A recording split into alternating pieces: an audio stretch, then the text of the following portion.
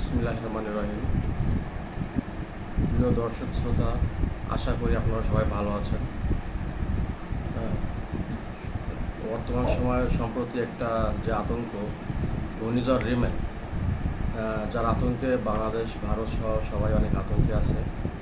হ্যাঁ, আসলে আজকের এই যে রিমেল, সাইক্লোন রিমেল যেটা আসতেছে, এটা ঘন্টায় 120 থেকে 35 কিলোমিটার বেগে আঘাত হানবে বাংলাদেশে, এবং সমুদ্র বন্দরগুলোকে 7 নম্বর মহাবিপদ সংকেত দেওয়া হয়েছে।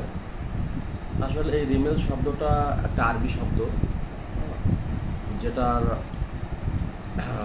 অর্থ হলো বালু। আর এই শব্দটি সাজেস্ট করেছে ওমান। ওমান দেশ থেকে এটা সাজেস্ট করা হয়েছে।